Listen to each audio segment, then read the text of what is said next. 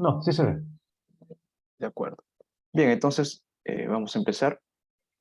A ver, ¿qué tal, chicos? Muy buenas tardes con todos. Primero que nada, una disculpa por la reprogramación de este tema. Y bueno, vamos a empezar entonces. Voy a apagar ahora sí la cámara para que no haya ninguna interferencia. Estoy con una red un poco lenta, entonces para que no repercute. Bien, se está viendo la pantalla grande, ¿no? ¿O se ve algunas pequeñas pantallas? No, se ve la De pantalla acuerdo, grande como tal. listo. Ok, entonces ahora sí empezamos.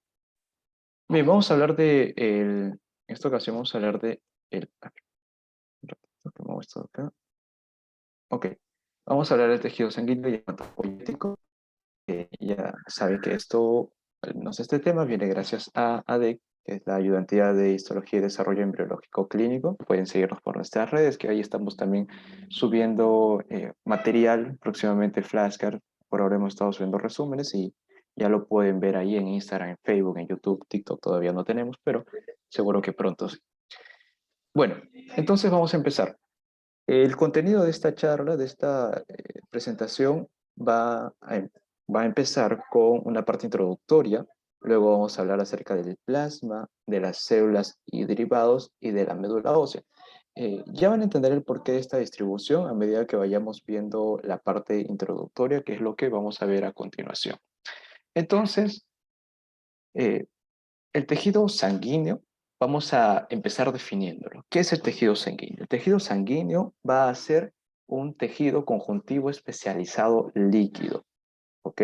Tejido conjuntivo especializado líquido que circula dentro de un compartimento cerrado que va a ser el aparato cardiovascular.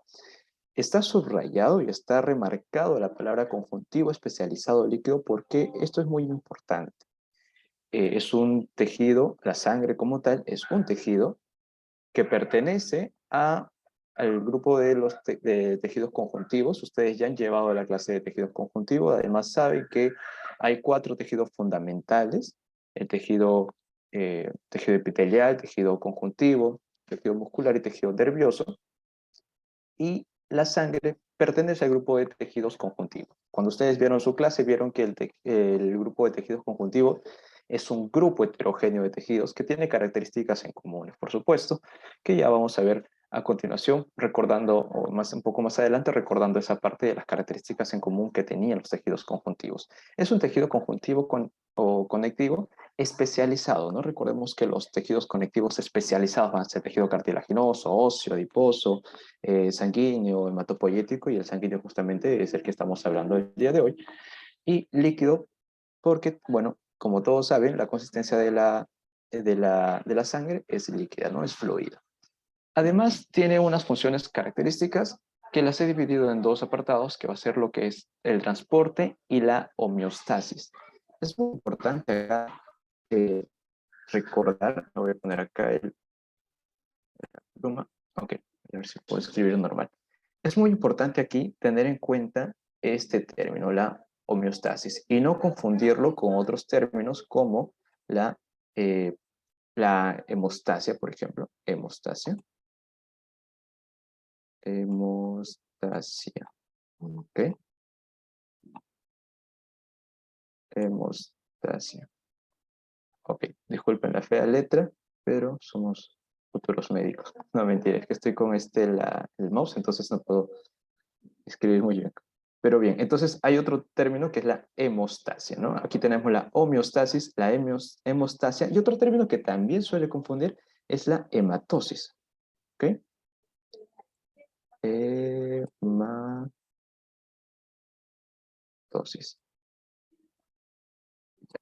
ok. Y aclaro estos 3 términos porque van a ser términos que vamos a ver aquí. Entonces, ¿cómo lo diferencio yo, por ejemplo? Homeostasis viene de homeo, ¿no? Homeo, que ya lo han visto en otros términos, por ejemplo, homogéneo, ¿no? Cuando habla de un equilibrio.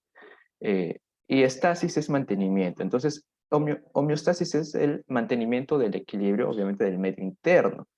Ahora, si nos fijamos en estas 2 palabritas, otro que termina muy parecido a tasis, o sea, es tasia aquí, ¿ok? Es esta palabra acá, que vendría a ser mantener, hemo viene de sangre, ¿no? O sea, mantener la sangre, pues, por decirlo así a grandes rasgos, pero te tiene que llevar a la idea de que la hemostasia hace referencia a los mecanismos que mantienen el equilibrio entre el sangrado y la coagulación. En palabras simples, evitan el sangrado, ¿ok? O favorecen la coagulación. Y la hematosis, este es otro término, hematosis es el intercambio entre oxígeno y CO2 que ocurre a nivel de los pulmones, ¿no? Que también es una función dentro de este tejido sanguíneo.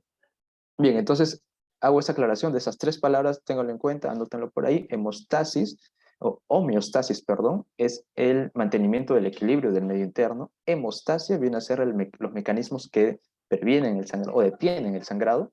Y la hematosis es el intercambio de oxígeno con CO2.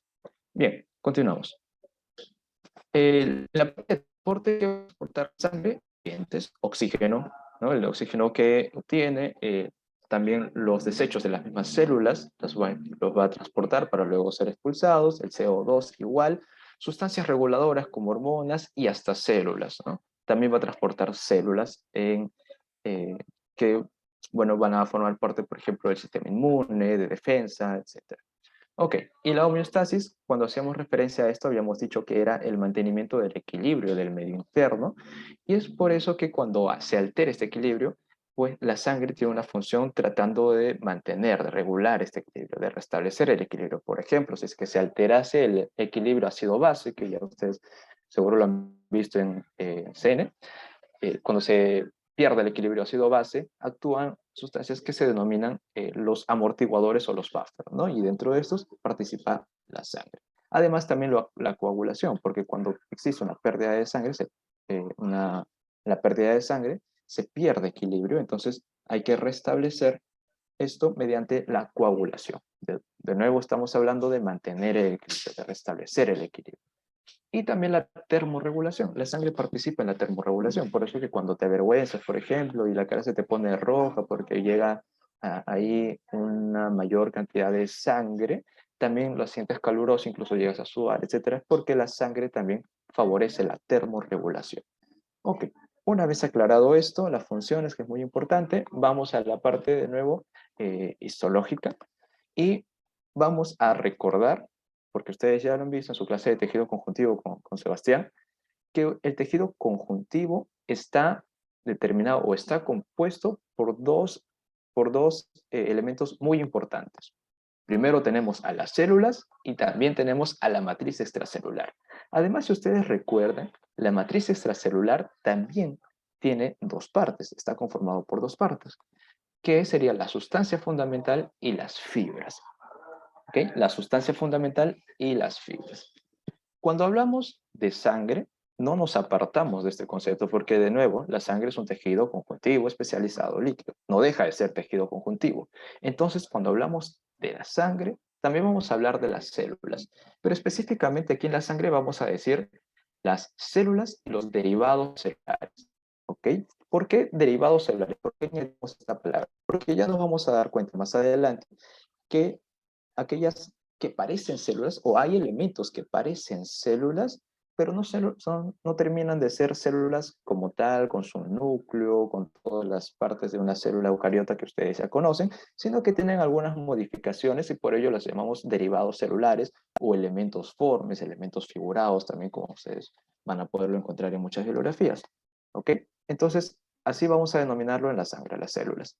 Y también, como ya lo estábamos mencionando, hay una matriz extracelular que en el caso de la sangre va a ser el plasma, ¿ok? El plasma. Ahora, sin alejarnos del concepto de sustancia fundamental y fibras, el libro de histología médico práctica de Brusco, que está ahí en la bibliografía, como pueden observar en la segunda viñeta, este libro hace una analogía entre la sustancia fundamental, las fibras, con unos elementos que existen en la sangre, de la siguiente manera. La sustancia fundamental sería un análogo del suero y las fibras serían un análogo del fibrinógeno.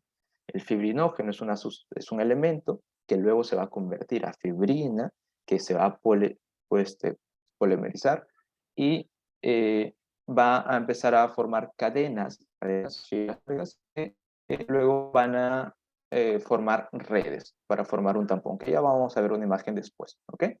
Y el suero vendría a ser una parte del plasma que no contiene el fibrinógeno y tampoco algunos elementos más, como los factores de coagulación. De nuevo, ya lo vamos a explicar con un poquito más de detalle en las siguientes diapositivas. Pero ok, entonces hasta aquí estamos. Ya más o menos sabemos a grandes rasgos cómo está compuesta la sangre por células y derivados celulares, y el otro gran componente es el plasma, y el plasma es muy importante recordarnos, y justo va a ser el siguiente término que vamos a desarrollar. El plasma es muy importante recordarlo porque le da la característica de líquido, de fluidez a este tejido conjuntivo especializado. ¿Ok? Bien, entonces, en el caso de, bueno, por ejemplo, si yo tengo aquí un tubo de microhematocrito y vierto sangre, ¿no? Saco sangre de un paciente, lo vierto, lo que se suele hacer es centrifugarlo, ¿ok? La centrifugación va a ser un procedimiento que va a permitir separar esto en dos componentes. Antes de ello, si yo quiero tener solamente, si yo quiero tener el plasma como tal, tengo que agregarle un anticoagulante, que bien puede ser un citrato, heparina, etc. ¿Esto para qué? Porque cuando yo saco la sangre, inténtenlo ustedes, si quieren cuando vean ahí, saquen una muestra de sangre, van a poder observar que si es que no se le agrega un anticoagulante, esto va a empezar a coagular, porque el anticoagulante tiene esa función, anticoagular. Si no le agregas un anticoagulante, entonces lo que ha sacado coagula. Y si coagula, se forma toda una masa que luego decanta y se queda en la base. Pero cuando coagula, la coagulación es todo un proceso que gasta otros materiales, o sea, que va a gastar ciertas sustancias del plasma, como el fibrinógeno, como factores de coagulación. Entonces, como los gasta, el plasma se va a quedar sin esos elementos y vamos a llamarle suero. Por eso que si yo quiero tener plasma, entonces le pongo un anticoagulante, ¿ok? Un anticoagulante no coagula, evito que coagule, pero para separar esta sangre en sus elementos pasa por un proceso de centrifugación. Ingresas este tubo de microhematocrito a una máquina, centrifuga esta máquina y el, eh, separa esta muestra en dos fases, ¿ok? Que las vamos a nombrar al final, pero que por ahora vamos viendo que hay una parte que ha decantado y hay una parte que está arriba, por así decirlo, en la superficie. Esa parte de la superficie va a ser el, el plasma, ¿ok? El plasma, este líquido amarillo pálido, va a ser el plasma y representa aproximadamente el 55%, ¿no?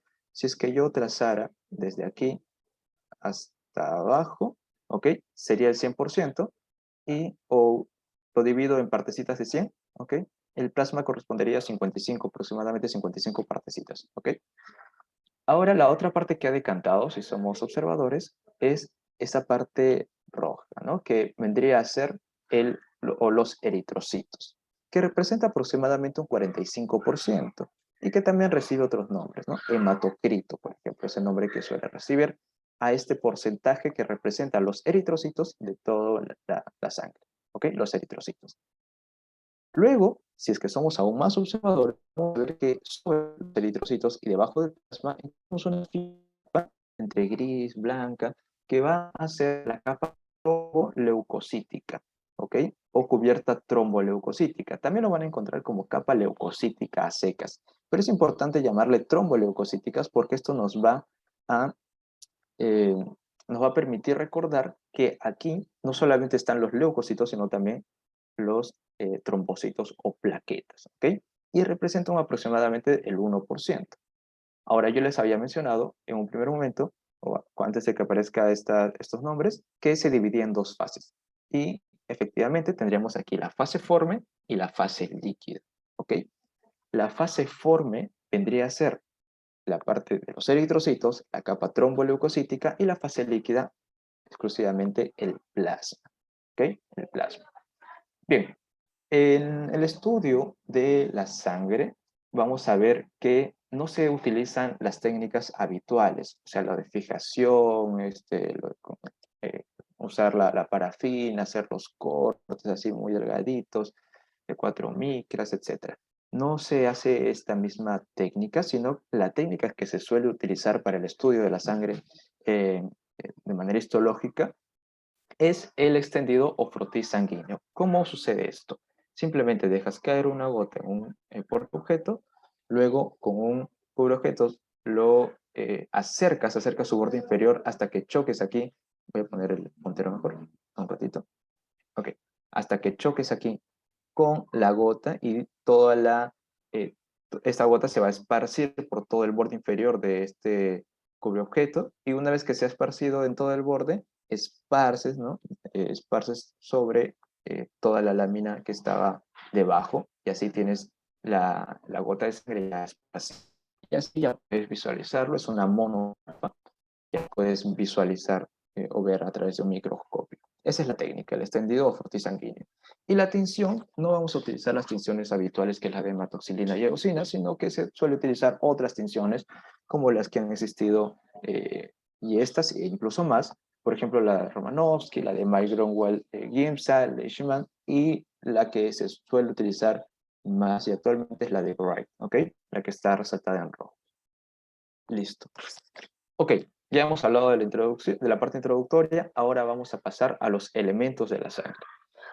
Habíamos visto que tiene células y derivados celulares, pero vamos a empezar hablando del plasma, ¿ok? El plasma tiene una composición que es predominantemente agua, ¿ok? Casi entre un 91 y un 92% va a estar compuesto de agua, y este agua va a ser un solvente. Y además esto nos recuerda la función o la característica que tiene el plasma, que es de fluido, líquido, ¿no? Un tejido conjuntivo líquido sería la sangre. Entonces, entre un 91 y 92% es agua. ¿Qué otros elementos van a existir como solutos? Recuerden que una solución tiene solvente y solutos. Como solutos vamos a encontrar a las proteínas, que van a ser las predominantes, los solutos predominantes, y también otros, ¿no? ¿Qué otros solutos? Por ejemplo, el sodio, el potasio, el calcio, el magnesio, cloro, ¿no? Otras sustancias que son sustancias nitrogenadas, urea, ácido úrico, creatinina, un montón de sustancias, ¿ok? Sustancias nutritivas, glucosa, lípidos, aminoácidos, etcétera, hormonas, bueno, otros, que representan entre 1 al 2%. Pero lo que vamos a remarcar aquí es las proteínas. Y vamos a hablar ahora de las proteínas plasmáticas, que vendrían a ser los solutos más importantes de la composición del plasma. Vamos a resaltar tres proteínas que lo resalta el libro de Ross, que van a ser la albúmina, vamos a tener a las globulinas y también vamos a tener al fibrinógeno. Son estas tres proteínas importantes. De la albúmina, ¿qué podemos decir? Que va a ser la proteína más abundante, aproximadamente hasta la mitad de proteínas es albúmina, pero es de las más pequeñas, ¿ok? Va a ser de las más pequeñas. La albúmina es la más pequeña. Bueno, ok. Y además se sintetiza en el hígado, ¿de acuerdo? Se sintetiza en el hígado. ¿Cuál va a ser la función? Una de las funciones muy importantes de la albúmina es mantener o determinar la presión coloidosmótica. ¿Qué es la presión coloidosmótica? Si nosotros vemos en esta imagen, vemos aquí que esta es la pared. Creo que, ahí no puedo dibujar. Bueno, en todo caso voy a tratar de señalar. Esa parte amarilla vendría a ser la pared de los vasos, ¿no? Hacia adentro está la sangre y hacia afuera, pues, lo extravascular. Entonces, la sangre, si no tuviera esta presión, por ejemplo, tendría la tendencia a escapar de estos vasos. La presión coridosmótica lo que hace es retener esta sangre en el vaso, ¿ok? Jala la sangre hacia el vaso. Es una fuerza que retiene la sangre dentro del vaso. Entonces, esto nos podría dar a entender que si es que faltara la albúmina, por lo tanto, faltaría la coridosmótica, no habría quien retenga los vasos y la sangre o el plasma saldría de los vasos, ¿no? Saldría de los vasos. Y eso es básicamente un mecanismo que explica el por qué se hinchan los pies cuando, por ejemplo, hay niños que no consumen demasiadas proteínas, ¿no? O tienen déficit de proteína, ¿ok? Bueno, aplicaciones clínicas. Ahora, por otro lado, también tenemos las globulinas. Las globulinas vamos a dividirlas en inmunoglobulinas y globulinas no inmunes, ¿ok? Las inmunoglobulinas van a ser las gamma globulinas. Cuando ustedes vean las globulinas van a ver que se dividen en gamma, alfa, beta. Las gamma son las inmunoglobulinas, alfa y beta son las globulinas no inmunes. Las inmunoglobulinas, como ya su nombre nos está diciendo, tienen la función de defensa, ¿ok? Ahí tenemos a los anticuerpos que son secretados por las células plasmáticas, ¿ok? Y luego las globulinas no inmunes van a tener la función también de colaborar en la presión osmótica, la que habíamos visto con la albúmina, el transporte, por ejemplo, la ceruloplasmina va a ser una proteína que se fija al cobre, la transferrina es una proteína que se fija al hierro y la aptoglobina es una proteína que se fija a la hemoglobina. Y aquí hago una aclaración.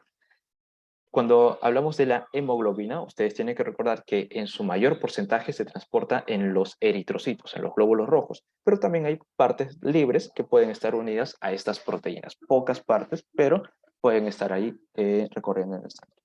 Ok, se secreta en el hígado, ¿no? Hasta ahora vamos viendo que hay dos que se secretan en el hígado, muy importantes, y el hígado tiene una real importancia aquí, por ello que cuando sufre alguna patología, pues estas proteínas pueden disminuir. Luego tenemos el fibrinógeno, que va a ser ya la proteína más grande, que además también se sintetiza en el hígado, para variar, y cuya función es, ya lo había mencionado en la diapositiva de introducción, se transforma en una red de polímero de fibrina, ¿no? O sea, en realidad el fibrinógeno se transforma a fibrina, y la fibrina se polimeriza, se va juntando, se va haciendo más grande, unas fibras, y luego estas fibras conforman unas redes que lo pueden ver aquí en la imagen como esta malla blanca, ¿no? Que va a permitir formar un tampón aquí y va a estabilizar este tampón al momento de la coagulación, ¿ok? Sellado, ¿no? Bien, y para terminar, recordar este concepto del suero. El suero vendría a ser el plasma sin el fibrinógeno, sin los factores de coagulación, ¿ok? ¿Por qué? Porque aquí en el suero es una muestra de sangre que yo he sacado a la que no le he puesto ningún anticoagulante, por lo tanto ha coagulado, se ha formado un coágulo y al formarse el coágulo ha consumido el fibrinógeno, factores de coagulación, ¿ok? Entonces, lo que queda ahí no le van a llamar plasma, sino le vamos a llamar suero, ¿ok? Listo. Entonces, una vez hablado del plasma, vamos a las otras, al otro componente de la sangre que van a ser las células y los derivados celulares.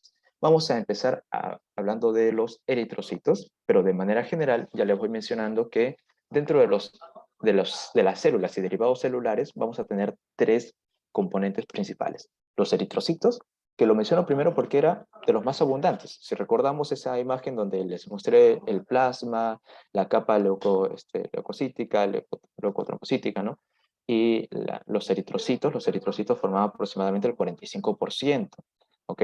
Tiene sus variaciones, por supuesto, si es varón, si es mujer, bueno, tiene muchas variaciones que ya lo estudiarán en la parte de fisiología, pero ahora es importante saber que los eritrocitos es el componente más abundante, entonces vamos a empezar hablando de ellos, pero también hay otros dos componentes que forman parte de las células y derivados celulares, que es los trombocitos, o sea, las plaquetas, y los leucocitos, ¿ok? Tenemos eritrocitos, plaquetas y leucocitos. De esos tres, aquellas que van a ser propiamente célula van a ser los leucocitos, porque estas sí tienen núcleos. En cambio, los eritrocitos es, por ejemplo, una célula anucleada, ¿ok? El eritrocito es una célula anucleada, es una célula a la que no le vas a encontrar el núcleo, así que no te desgastes buscando su núcleo en un microscopio del eritrocito porque no lo vas a encontrar obviamente, en una persona sana, en un estado normal, ¿no? Un ratito voy a tomar agua. Gracias, disculpen. Ok, entonces es una célula nucleada.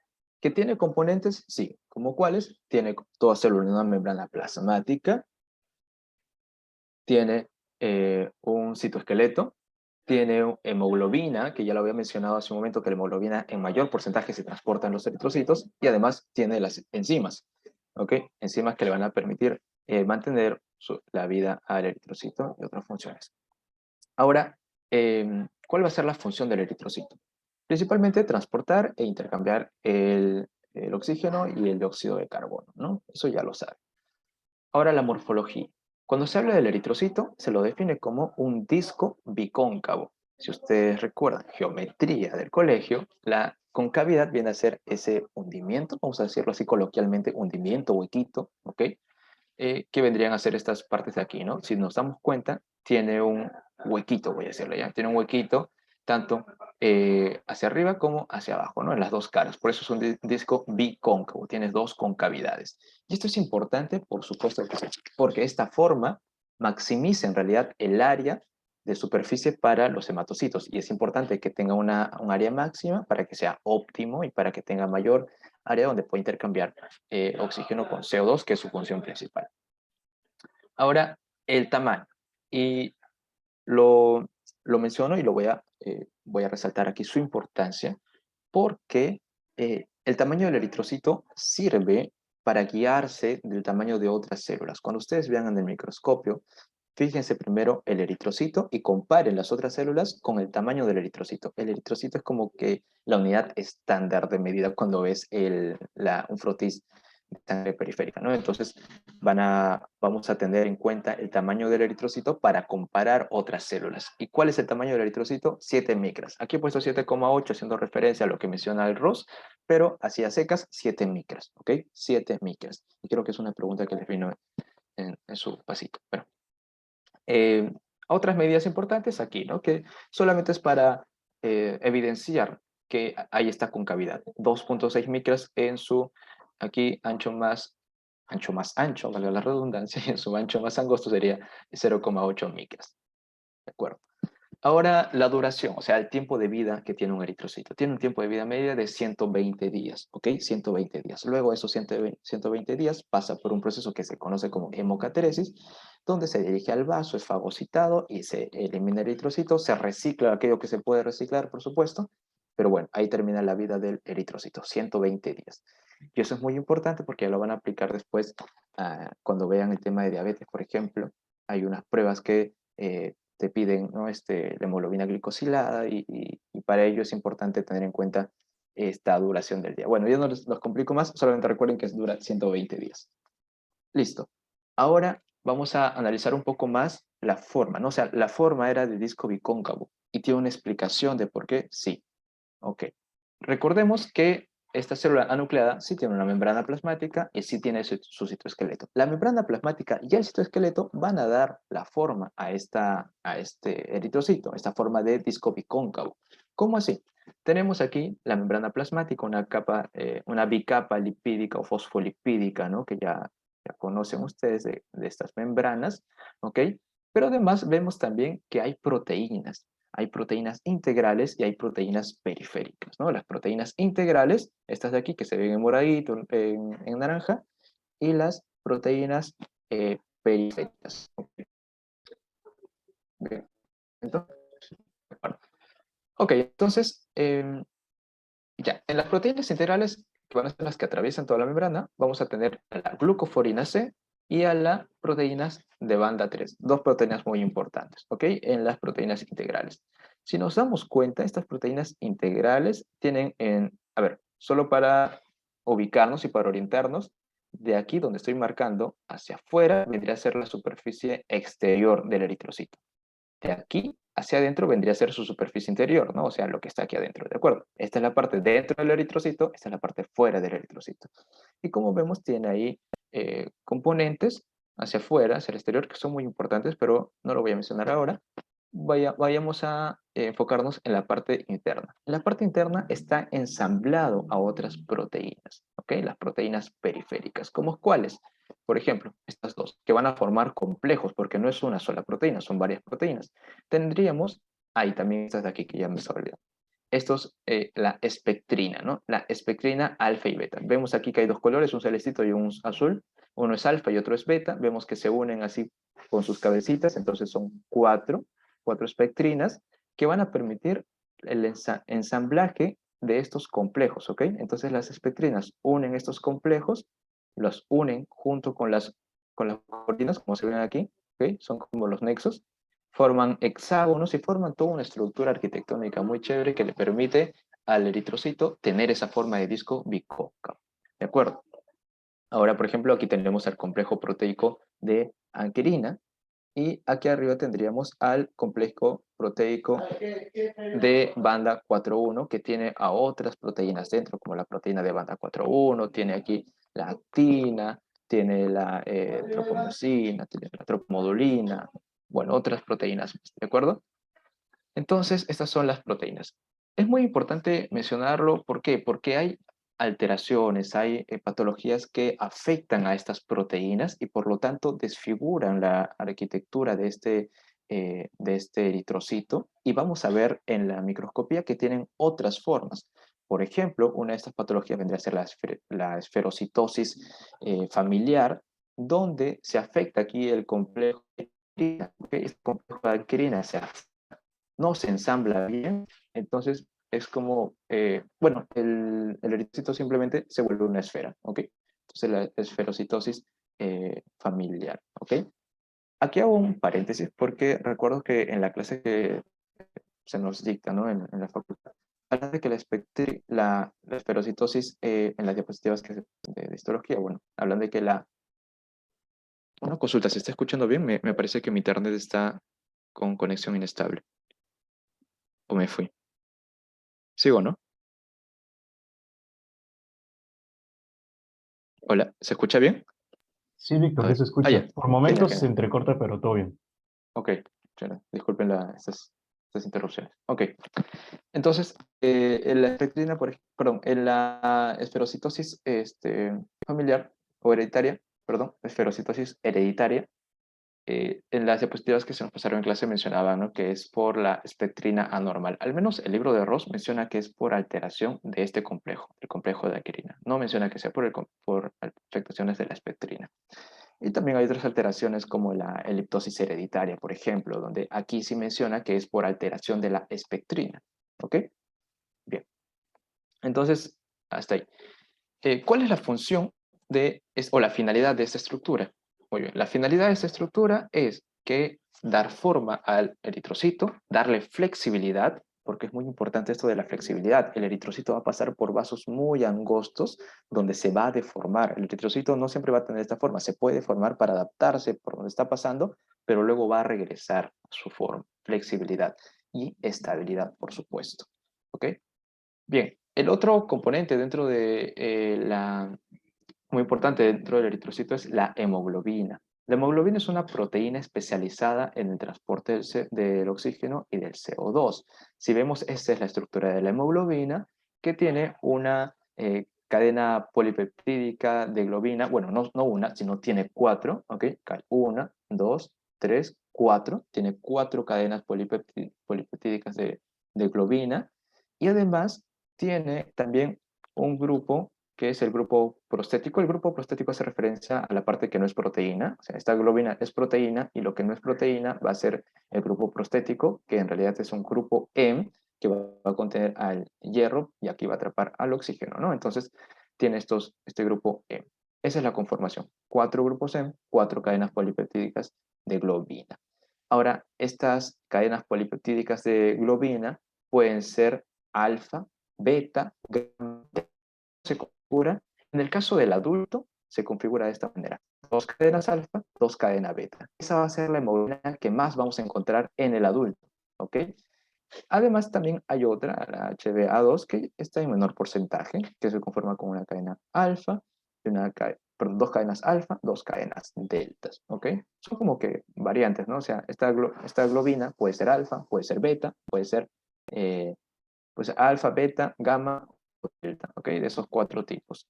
Y siempre van a formar dos iguales con otras dos iguales, ¿ok? Alfa, beta, beta, alfa, alfa, en este caso delta, delta, ¿no?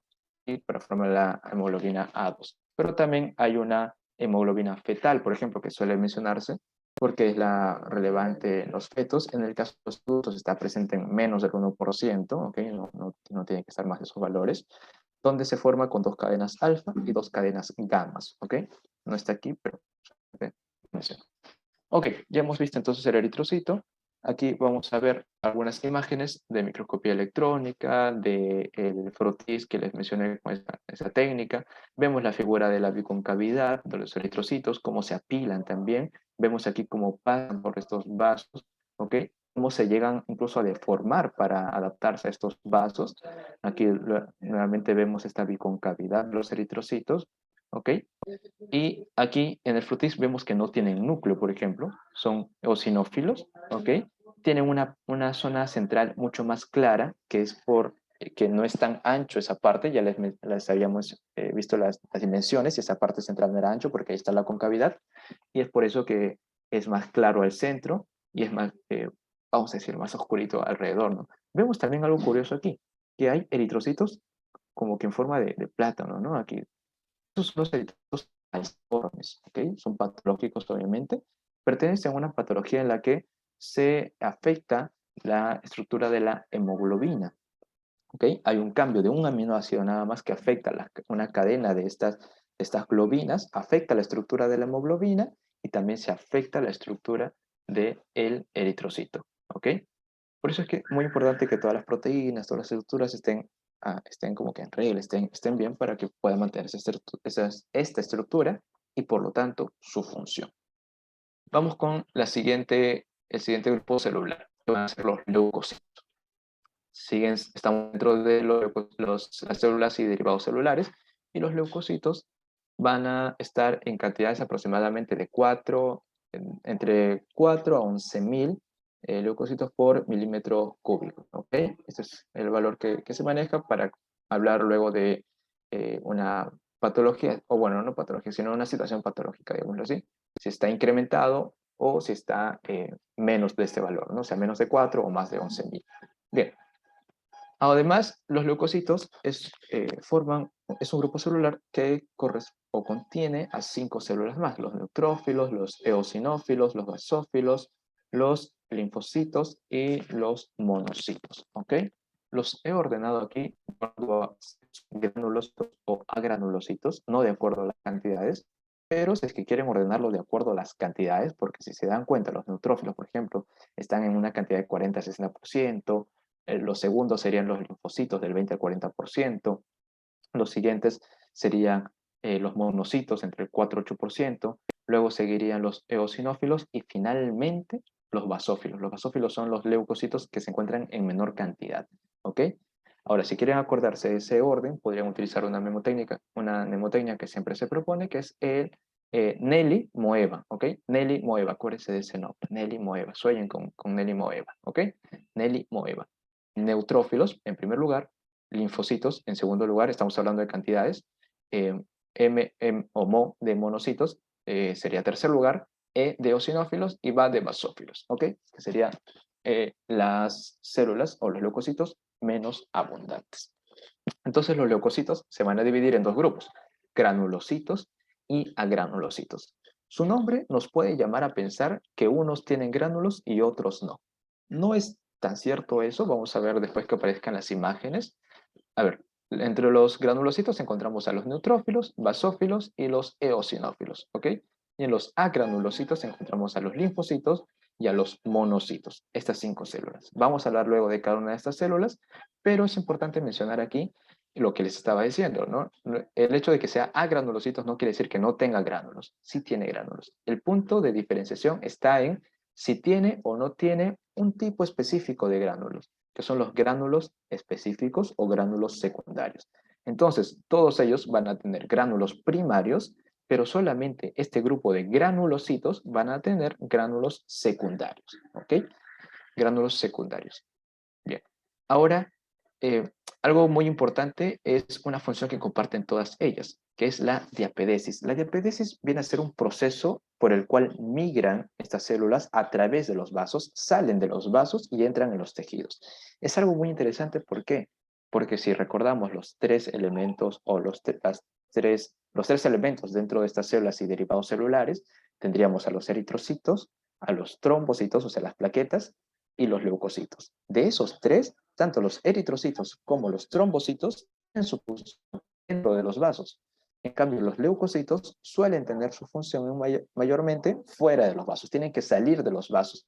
Los eritrocitos y los trombocitos tienen su función dentro de los vasos, lo vuelvo a repetir, y los leucocitos tienen que salir por este proceso que se conoce como diapedesis para ejecutar su función, que generalmente tiene que ver con la defensa, ¿no? Bien. Entonces empezamos con los neutrófilos. Los neutrófilos vienen a ser los leucocitos más abundantes. Recuerden la mnemotecnia, ¿no? Nelimoeva, neutrófilos. Vienen a ser los leucocitos más abundantes. Tienen un tamaño promedio de 10 a 12 micrómetros, ¿ok? Recuerden esto, 10 a 12 micrómetros. Si recordamos el tamaño de un eritrocito, que era 7 micrómetros, vamos a darnos cuenta que un neutrófilo casi es el doble. No es totalmente el doble del eritrocito, pero es casi un poco, es más grande que el eritrocito, ¿ok?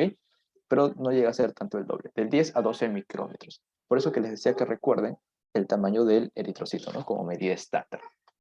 Tiene una vida media en la sangre de 7 horas. Cuando pasa a los tejidos para ejecutar su función, ya dura un tiempo más, una semana, pero tampoco es tanto. Esta es una fotografía de microscopía electrónica de un neutrófilo, ¿ok?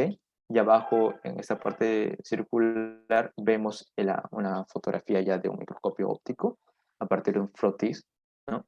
Y bueno, lo que vamos a destacar aquí a continuación es su estructura y su función. En la estructura vamos a empezar hablando del núcleo. ¿Cómo es el núcleo de un neutrófilo? Es un núcleo multilobulado, tiene de 2 a 5 lóbulos, ¿ok? Es un núcleo segmentado, por eso que también se le suele llamar a estas células polimorfonucleares, ¿ok? No es que tenga 5 núcleos, sino que tienen núcleos lobulados, ¿ok? Lobulados, cuyas lobulaciones están unidas entre sí por cromatinas finas, ¿ok? Por cromatina. Ok. Eh, bueno, en estos neutrófilos vamos a encontrar que la mayoría que vemos en la sangre van a ser maduros, o sea, van a estar lobulados. Estas lobulaciones, o sea, que varían de 2 a 5, depende mucho de su maduración. Los que tienen más lobulaciones van a ser maduros y los que tengan menos lobulaciones van a ser más jóvenes. Ok. Ahora, entonces, un neutrófilo maduro, vamos a ver si sus lobulaciones, núcleos lobulados unidos por cromatina, una cromatina, ¿ok? Estos van a ser los segmentados, que van a ser los más frecuentes encontrarlos en la sangre, pero también tenemos otro tipo de neutrófilos que son inmaduros, ¿ok? Son inmaduros, o sea, son predecesores de estos neutrófilos maduros que son los que frecuentemente vemos. Y estos inmaduros, por la forma de su núcleo que todavía ni siquiera termina de segmentar, como pueden verlo aquí, las llaman de diferentes maneras, abastonados, en herradura, encallado, aquí le he puesto el nombre de abastonados, ¿ok? Bien, esto es muy importante, ¿por qué? Porque luego cuando vean en otros cursos, cuando analicen un hemograma, que es un examen auxiliar, vamos a ver que le dan mucha importancia a saber si es que los neutrófilos han aumentado en su porción de abastonados o no, ¿ok? Porque cuando aumentan esta porción de abastonados, entonces eso quiere decir que hay un gran requerimiento de neutrófilos, tanto así que han empezado a salir hasta los principiantes, ¿no? Hasta los inmaduros, los abastonados. Ok, pero estos abastonados, en realidad, en una situación normal, no deberían ser abundantes en la sangre. Máximo entre 1 a 4%. Ok, ahora dentro del núcleo vamos a ver la cromatina. Si recordamos, hay dos conceptos de la cromatina, la heterocromatina y la eucromatina, ¿no? La heterocromatina es la parte más condensada y la eucromatina es la parte no condensada. Un momento, por favor. Disculpen.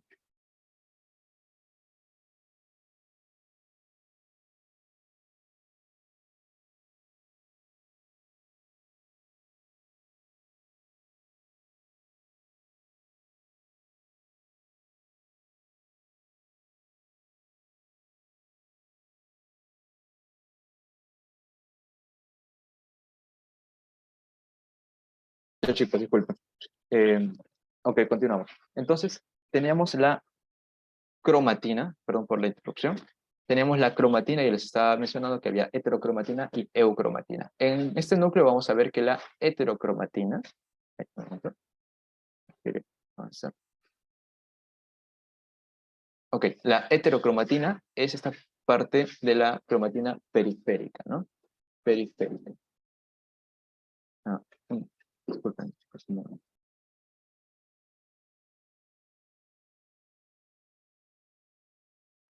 Ok, disculpen, continuamos. La heterocromatina va a ser aquí la parte condensada que se encuentra periférica en el núcleo, como se puede ver, ¿no? Periférica. Y también tenemos la eucromatina, que va a ser, ok, la eucromatina que va a ser central, que va a ser la parte menos densa.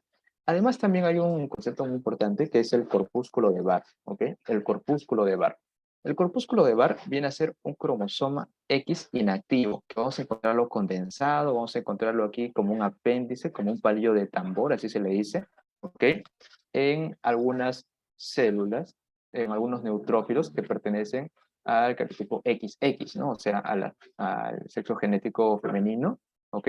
Cuando tienen dos X, hay uno que es inactiva y esa inactiva se condensa y se muestra aquí como un apéndice, como palillo de tambor. Pero está presente aproximadamente en 3% de los neutrófilos, así que tampoco es tan fiable estar buscando corpúsculos de Barr para determinar si es genéticamente femenino o masculino. Ok. Luego vamos a ver que en el citoplasma vamos a encontrar a los gránulos. Ya les había mencionado que los granulocitos se diferencian como tal. ¿Por qué? Porque tienen gránulos específicos, o sea, gránulos secundarios. En los gránulos primarios vamos a encontrar a mieloperoxidasa, hidrolasas, ácidas. Son como los lisosomas de los neutrófilos. Y en el gránulo secundario vamos a encontrar la fosfatasa alcalina, lactoferrina. Lactoferrina, por ejemplo, tiene una función importante que es fijar el hierro, un elemento muy importante para las bacterias. Por lo tanto, cuando le quitas el hierro, inhibe su crecimiento. Lisosimas, colagenasa 4.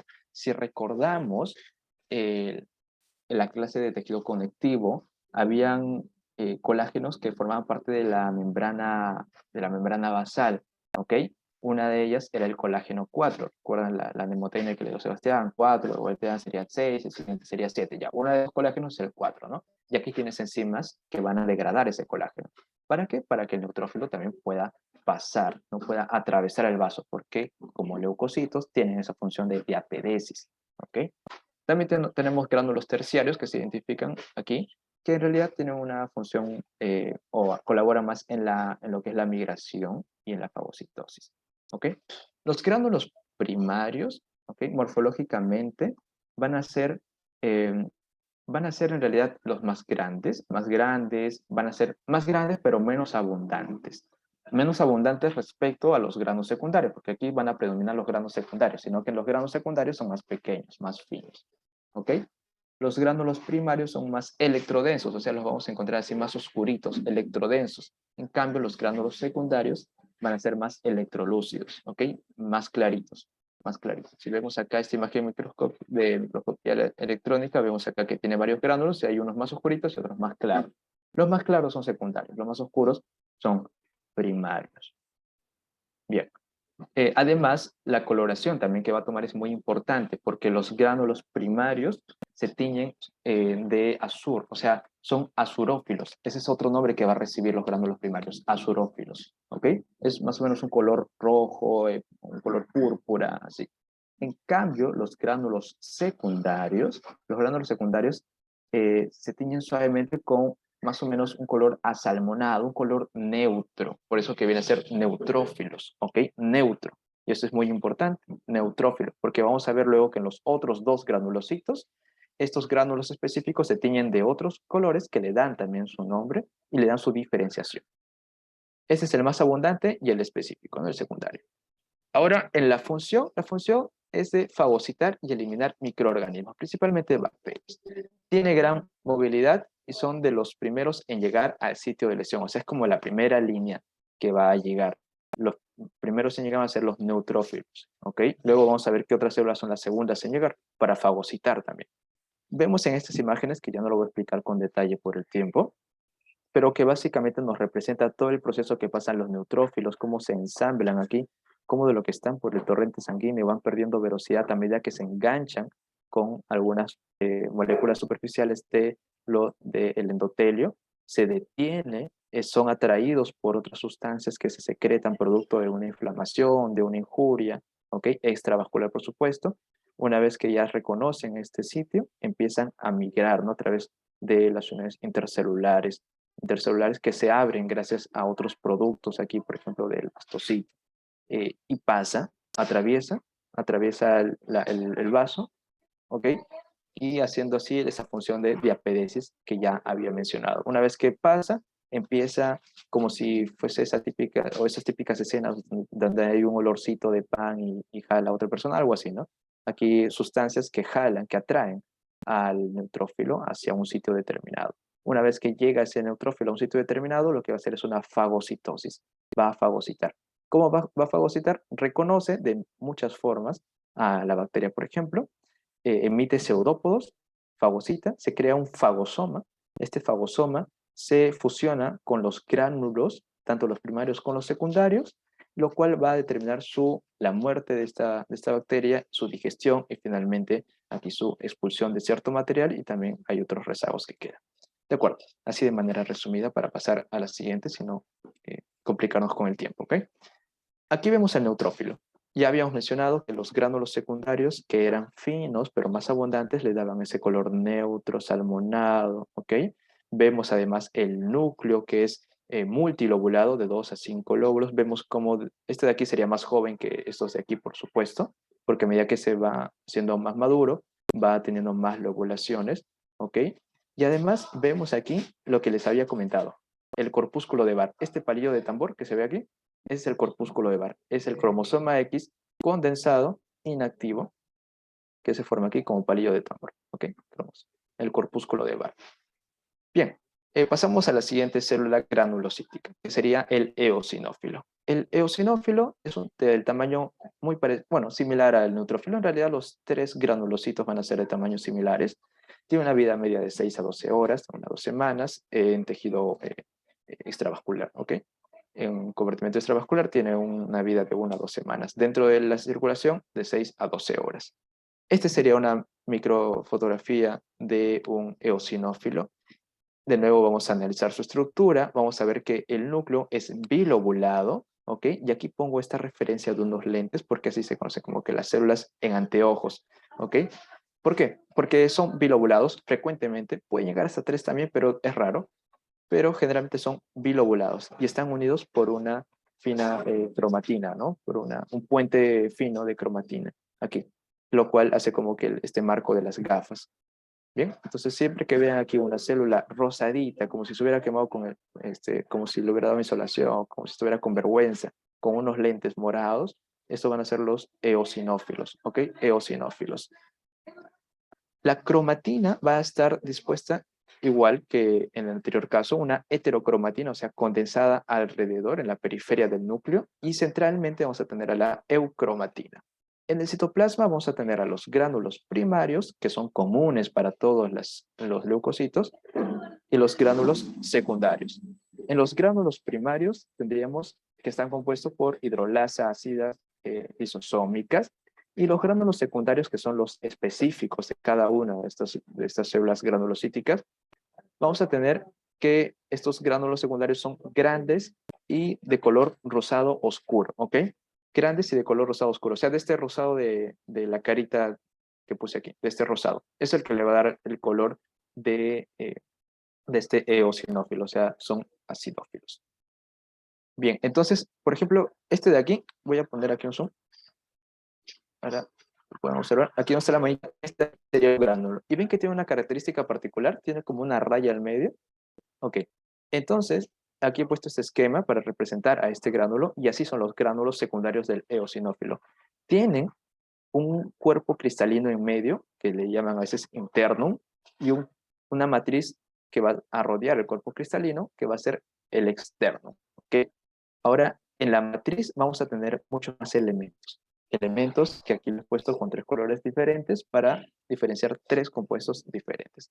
Vamos a empezar primero nombrando qué es lo que tiene el cuerpo cristalino. El cuerpo cristalino está conformado por una proteína, y de esto acuérdense por lo menos, de la proteína básica mayor. ¿Ok? Esta proteína básica mayor le va a dar la coloración acidófila o va a ser acidófilo, y le va a dar esta coloración rosado oscuro a los eosinófilos, ¿ok? Diferente que la coloración neutra que le daban los gránulos secundarios, ¿no? Al neutrófilo.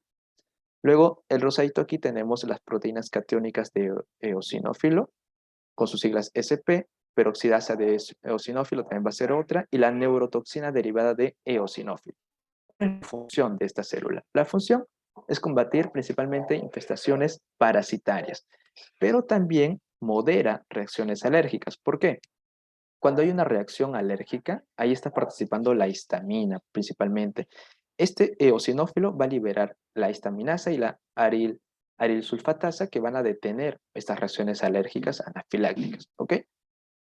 Y Luego vamos a tener aquí las funciones principales de estas proteínas que he mencionado. Por ejemplo, de la proteína básica mayor, de la proteína catiónica de eosinófilo y de la peroxidasa de eosinófilo, su función va a ser tener un efecto citotóxico, es decir, va a destruir las células de los protozoarios, porque aquí funciona principalmente hacia los parásitos, ¿ok? Parásitos. Los neutrófilos eran principalmente hacia las bacterias. Aquí eosinófilos principalmente parásitos, ¿ok? Entonces, destruye las células de los protozoarios, de los helmintos, parásitos, etc. Y en cambio, la neurotoxina derivada del eosinófilo tiene un efecto de disfunción del sistema nervioso del parásito, ¿no? Aquí ya su nombre nos venía diciendo eso, neurotoxina, neuro. Bien. Ok, entonces aquí vemos la imagen de un eosinófilo. Vemos ese rosa oscuro de su citoplasma, producto de los gránulos secundarios. Vemos un núcleo bilobulado unido por un puente, como si fueran una gafa, ¿okay? Unos lentes. Este es más inmaduro, aquí, y el de la derecha es un eosinófilo un poco más raro porque ya tiene un aquí. Bien, ahora pasamos al último granulocito, que va a ser el basófilo. El basófilo es de un tamaño igual que los anteriores, de 10 a 12. Los leucocitos son los leucocitos menos abundantes, aparece de Nelimoeva. El último son basófilos, entonces son menos abundantes. Esta es una fotografía microscópica del basófilo, cuya estructura en el núcleo vamos a reconocer la forma de S, ¿ok? La forma de S. Hay otros libros que le dicen tiene una forma de U, otros te dicen tiene forma de J. Bueno, las clases de Sanford que nos pasan la mencionan como forma de S, así que lo puse como forma de S. En la cromatina vamos a ver que la disposición es similar. Hay una heterocromatina y una eucromatina, ¿ok? Ahora, algo muy importante que vemos aquí en la fotografía ya de microscopía óptica, o sea, un frotis de sangre, vemos que el núcleo es difícil de distinguir, ¿ok? El núcleo, quiero hacer zoom. El núcleo es difícil de ubicar acá, así no lo ves el núcleo. ¿Por qué? Porque se sobreponen gránulos, ¿ok? Los gránulos que vamos a encontrar en el citoplasma. Antes de eso, en la membrana plasmática es importante resaltar que hay receptores para la inmunoglobulina E, ¿ok? Y en el citoplasma mencionaba que los gránulos secundarios van a ser aquellos que van a interrumpir la visión del núcleo. En los gránulos primarios volvemos a encontrar lo mismo, hidrolasas ácidas lisosómicas, y el gránulo secundario, como aquí por ejemplo, son grandes y encontramos que es de color azul oscuro, y vamos a encontrar estas sustancias: la heparina, histamina, heparansulfato, leucotrienos, interleucina 4, interleucina 13. ¿Cuál es la función de los basófilos? Tiene una función de mediar las respuestas inflamatorias, similar a los mastocitos, pero una aclaración: los basófilos no son lo mismo que mastocitos, al menos para las teorías que se manejan para Fernando, para las clases de la facultad, es que los basófilos no son los mismos que los mastocitos. Y menciono esto ¿por qué? Porque hay algunas bibliografías que mencionan que los basófilos se convierten en mastocitos, ¿ok? Para este caso estamos agarrando la noción de que un basófilo y un mastocito no son lo mismo. O sea, el basófilo no se convierte en mastocito. Tienen un precursor común, por supuesto que sí, pero ese precursor común, de acuerdo a los genes que se exprese, va a transformarse en basófilo o va a transformarse en mastocito. ¿Ok? No es que el basófilo pase a ser mastocito, son diferentes. Pero en cuanto a función, la función sí son parecidos, ¿ok? Porque el mastocito también tiene sus gránulos con histamina, con heparansulfato, heparina, etc. Y además participa en las reacciones anafilácticas. Recuerdan que les había hablado del eosinófilo que detiene una reacción anafiláctica, esa reacción alérgica que es sobreabundante, la detiene, ¿ok? La que inicia va a ser el basófilo. O bueno, el basófilo y también el mastocito, ¿ok? Entonces participan en las reacciones anafilácticas. Particularmente cada una de las funciones de estas sustancias que están dentro de los gránulos secundarios, la señalo aquí. La heparina, por ejemplo, es anticoagulante, ¿ok? La histamina y el paransulfato es vasodilatador, ¿ok? Vasodilatador, por eso va a vasodilatar, va a salir el plasma, la persona se va a hinchar, etc. los leucotrienos que hacen la broncoconstricción, o sea, se cierran las vías respiratorias, le cuesta respirar a la persona, y las interleucinas que van a permitir la síntesis de inmunoglobulina E, que va a ser sintetizada, todo lo que son inmunoglobulinas o anticuerpos van a ser sintetizados por células B, ¿no? O sea, los linfocitos B. Ok, aquí vemos las fotografías de los basófilos. Vemos cómo los granos tapan la visión de este núcleo en S. Entonces, una vez que nos sea difícil encontrar al núcleo, o sea, lo veamos menos claro al núcleo, diríamos que es un basófilo. Además, esta coloración que le dan los gránulos secundarios de azul oscuro, morado, ¿no? De basófilo, nos va a permitir tener esta imagen, ¿ok? Entonces, recuerden, esta imagen es el basófilo, los basófilos.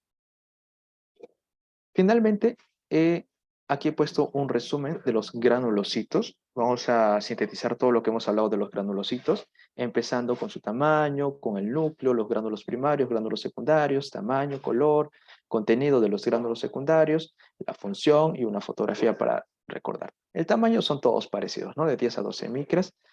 Y el núcleo es excéntrico en el neutrófilo, tiene de 2 a 5 lóbulos, está unido esos lóbulos por puentes finos de cromatina. En el caso del eosinófilo, acuérdense de esos lentes, tenía 2 lóbulos que estaban unidos por un puente fino de cromatina, pero en el caso del basófilo, es un núcleo en S, es excéntrico. Excéntrico quiere decir que está en la célula, no en el centro, sino como que más periféricamente, ¿ok? Tiene 2 lóbulos que están unidos por un puente grueso de cromatina, a diferencia de los anteriores que están unidos por puentes finos. En este caso es un puente grueso de cromatina, lo cual hace que parezca una S, ¿no? Ok. En los gránulos primarios, en los neutrófilos, son muchos, pero este mucho lo he puesto aquí con una señal. ¿Por qué? Porque si yo comparo los gránulos primarios con los gránulos secundarios del mismo neutrófilo, los gránulos primarios son pocos, ¿ok?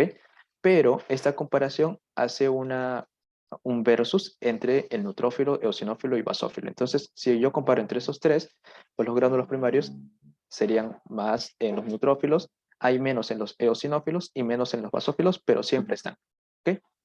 Y en los gránulos secundarios, el tamaño de los gránulos secundarios o específicos también se llaman. Los primarios se llaman primarios o azurófilos y los secundarios, secundarios o específicos. Son pequeños en el neutrófilo, son grandes en el eosinófilo, recuerden ese cuerpo cristalino, y en el basófilo también son grandes, ¿ok? El color rosa claro, neutro, salmonado en el neutrófilo, así como este color de aquí. En el eosinófilo, como este color de aquí, rosa oscuro, es acidófilo. Y en el basófilo es azul oscuro, o sea, basófilo, va a traer colorantes básicos, basófilo. Y es de este color azul oscuro. ¿Qué va a contener los gránulos secundarios del neutrófilo? Fosfatasa alcalina. La fosfatasa alcalina me va a permitir reconocer a los gránulos secundarios en el neutrófilo. Los gránulos primarios se van a reconocer con la mieloperoxidasa en el neutrófilo. Entonces, un gránulo secundario de un neutrófilo se caracteriza por poseer fosfatasa alcalina y no poseer mieloperoxidasa. ¿Ok? Además, también tiene lactoferrina, lisozima, colagenasa 4. El eosinófilo, ya vimos los componentes que tiene, 4 principales. La proteína básica mayor formando el cuerpo cristalino del medio y las demás formando la matriz del gránulo secundario. En el caso del basófilo tiene heparina, histamina, heparansulfato, leucotrienos, interleucina 4, interleucina 3, etc. La función principalmente del basófilo es fagocitar, destruir y digerir bacterias. No lo hace con los parásitos, combatir las infecciones parasitarias. Y del basófilo, mediar respuestas inflamatorias.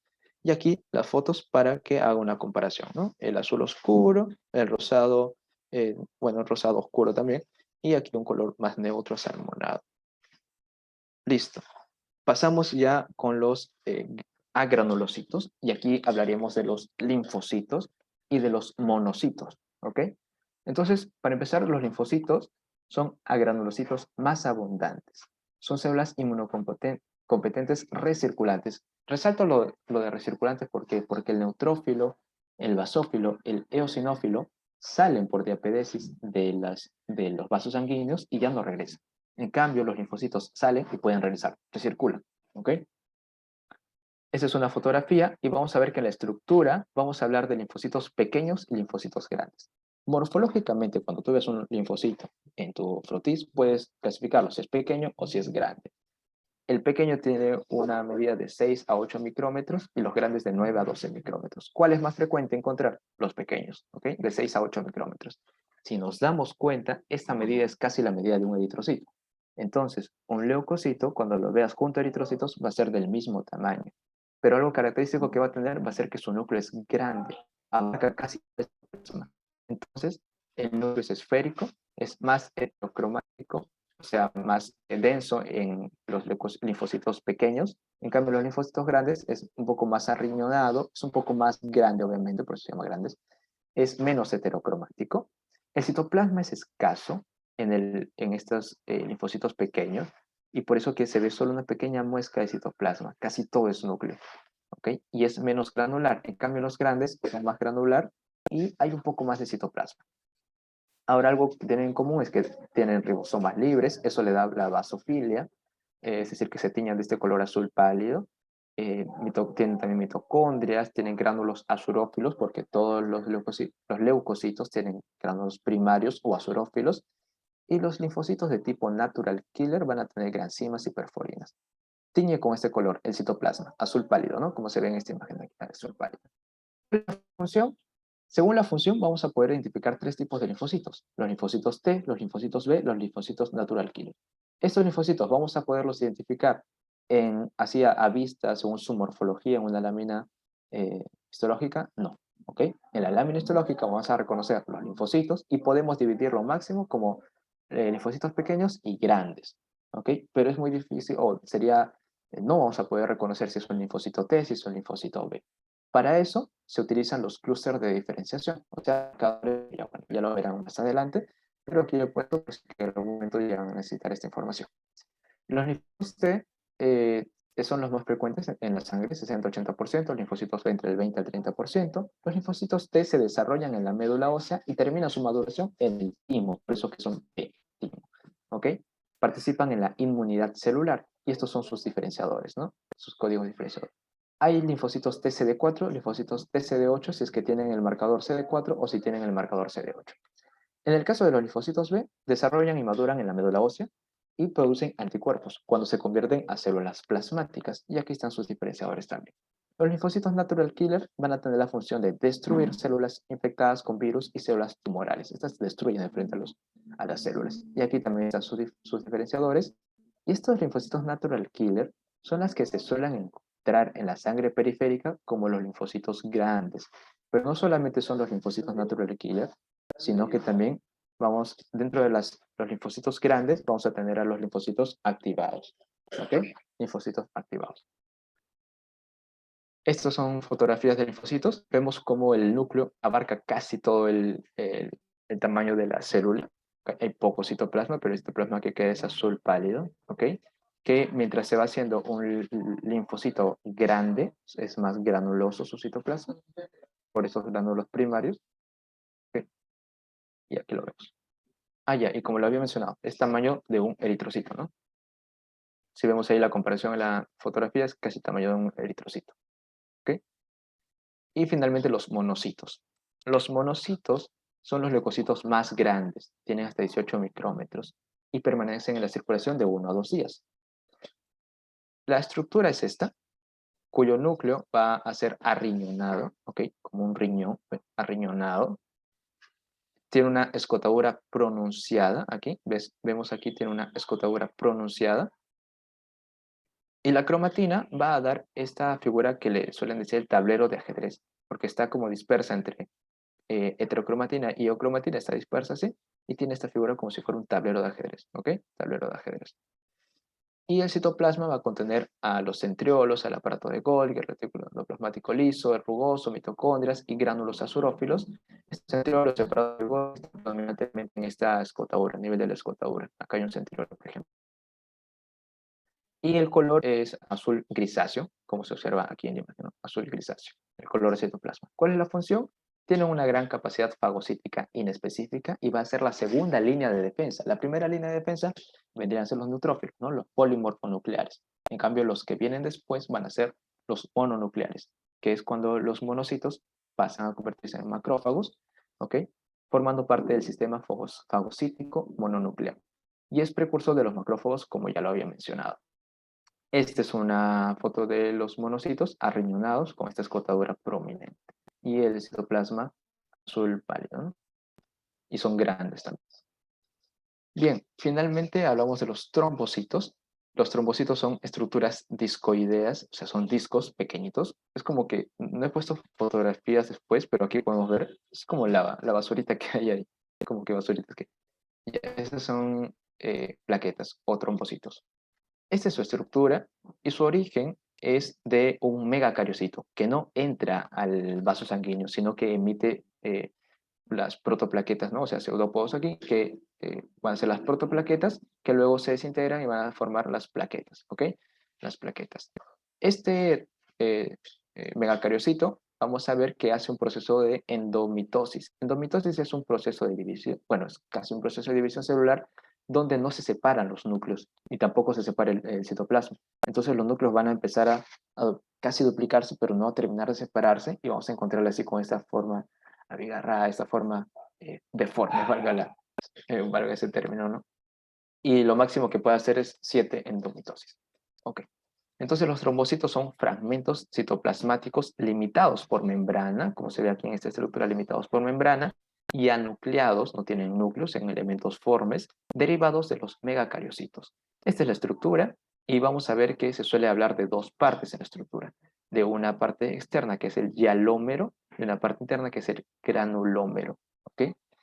Y aquí en una estructura un poco más detallada, como lo menciona el Ross, hay una zona periférica, hay una zona estructural, que ya lo pueden revisar con más detalle, aquí solamente lo voy a mencionar para no perdernos con el tiempo. Tal vez acá hacer énfasis en la zona de los orgánulos, donde hay gránulos alfa, ¿no? Hay otros lambda y delta, y también el sistema de membranas, el sistema canalicular abierto, el sistema tubular denso. Aquí están los gránulos, ¿ok? Aquí están las funciones también de cada una de estas zonas, mantener la morfología y el movimiento, aquí la función de receptores, regular la concentración de calcio para esta zona de aquí, y la función particular va a ser la vigilancia de todo el trombocito, ¿no? Vigilancia continua de los vasos sanguíneos, formación de coágulos y reparación del tejido lesionado, ¿ok? Entonces, aquí cada uno de estos gránulos va a tener determinadas funciones, como la primera, por ejemplo, los alfas van a participar en la fase inicial de la coagulación, las otras van a participar en la adhesión plaquetaria, en la resorción del coágulo, cosas que ya van a ver con mayor detalle también en su curso de fisiología cuando lo hagan más adelante. Y finalmente vamos a hablar de la médula ósea roja, que va a estar ubicada dentro de los huesos, ¿no? También forma parte de los tejidos, bueno, es parte del tejido hematopoyético, y está ubicada dentro de los huesos. Vamos a ver que tiene sinusoides y cordones hematopoyéticos, ¿ok?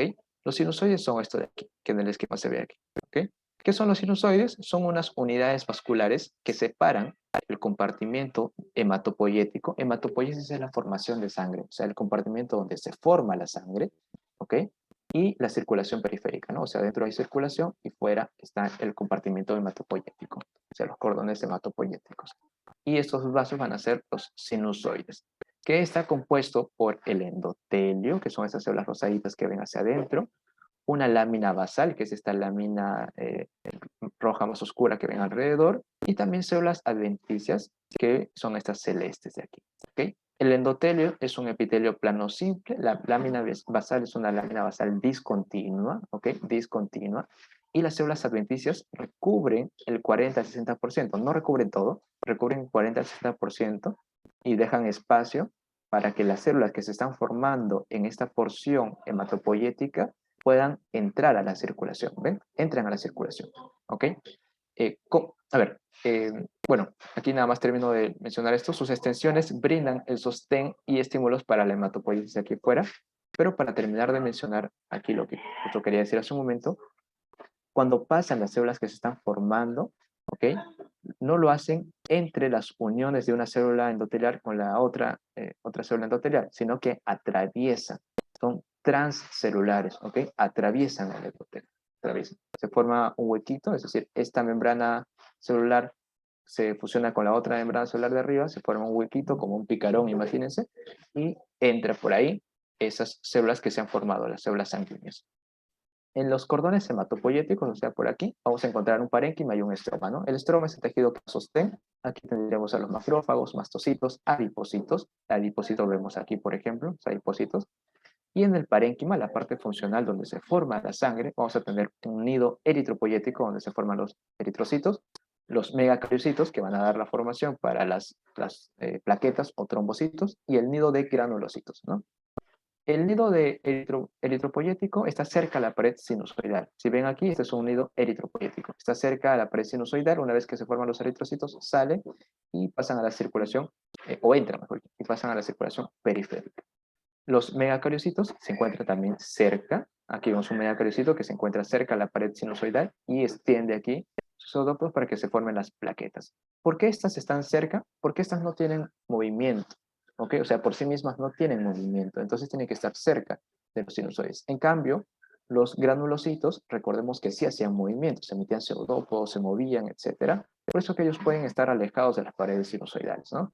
Pero aquí los vamos a ver así con sus núcleos, aquí por ejemplo, abastonados o lobulados aquí.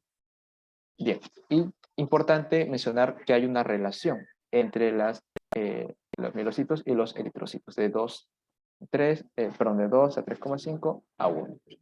¿Okay? En la médula van a existir más de la línea mieloide que de la línea eritroide, ¿ok? En esta relación, como se puede observar también en la imagen, ¿no? Y otro concepto muy importante es que en el estroma, cuando hablamos de los adipocitos, este estroma va a empezar a reemplazar al tejido, a la parte del parénquima, al tejido funcional, la parte funcional, va a empezar a reemplazar de acuerdo a la edad. Entonces, en un niño habrá menos estroma, menos adipocitos, en un adulto anciano tal vez, más cantidad, ¿no? Y termino con esta imagen, donde aquí vemos un megacariocito, ¿no? Un megacariocito con este núcleo que ya les mencioné el proceso que realiza, ¿ok? Y aquí vemos un grupo celular, un nido eritroide, ¿ok? Nido eritroide. Aquí vemos un nido de granulocitos, vemos sus núcleos como están lobulados por aquí, muestra más citoplasma también. Aquí vemos un nido eritroide de nuevo, ¿no? Más oscuritos, y aquí de nuevo un nido de granulocitos con sus núcleos lobulados, inclusive están lobulando los núcleos. ¿Okay? Estas porciones blancas son los adipocitos. ¿Okay? Y bien, con eso habría terminado. Muchas gracias por su atención. Y bueno, no se olviden seguir las redes de ADIC.